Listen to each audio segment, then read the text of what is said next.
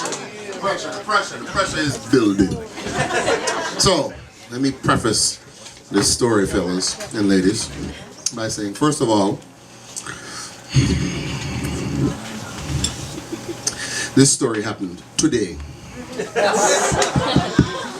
It happened today, not just today, but this evening. As a matter of fact, there are aspects of the story that are still ongoing. That's number one. Number two, I just want to preface this by saying I am a old school kind of guy, soap and water, living in an increasingly metrosexual world. But I have no problem with that. I embrace change. Number three, my girlfriend, right here with me, loves beards. It borders on pathological, however. She loves beards. All of you bearded guys, watch yourself. However, she loves beards, and because I love my girlfriend, it behooves me to oblige her by, taking care of my beard. Because, it's important for me to put my, my best foot forward. And since that foot is invariably inside of my mouth, it's important for me to frame it correctly. So my girlfriend loves beards, so I decided, all right, I'm gonna, go out and, see if I can make sure that my goatee is the best goatee as possible and can work toward beards. There's a wager involved in that we, is a whole other story. But, I had or have, a pair of clippers and a pair of outline trimmers that are 20 years old back when they got a whole lot more work. They don't get so much work anymore, and they don't work that well anymore. So I went out and I did some research online, and I found the best pair of beard trimmers that are out there. Now these trimmers are spectacular. They're cordless. They have a vacuum section where no hair is left to the sink to be wiped up. There are charging features and googads and gizmos and widgets and watchets and all kind of something. So I went out and I found it for $10 less than on Amazon at Target today. So I bought it today and took it home with me today. And because I had invited her to come join me at the StorySlam, I was like, all right. I decided to engage in that premier male ritual that every man knows is a courting ritual, the 3 S's. Yeah. All right? So if you don't know about that, I'll help you. The first one, I won't say the actual word, but the individual points are squat, flush, and spray. Squat, flush, and spray. That's the first S. The second S is a shower. Right? So, lather up, rinse, dry off. Third S is shave.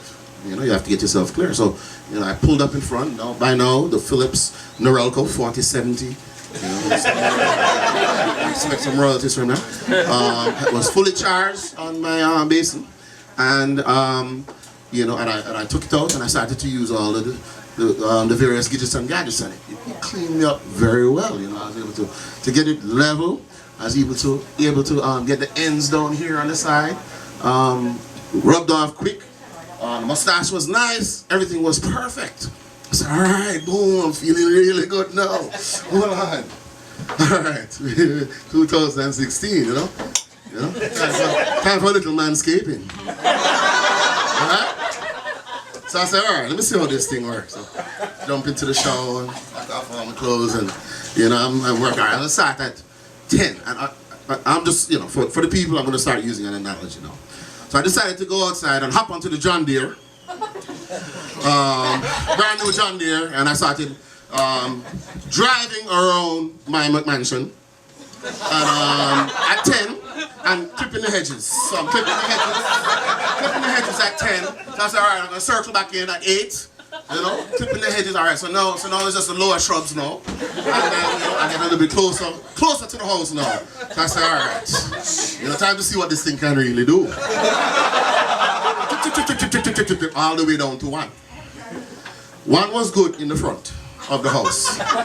1 was also good on both sides of the house. But then I decided I was going to go around to the back. Now, before anybody say anything, I'm talking the backyard.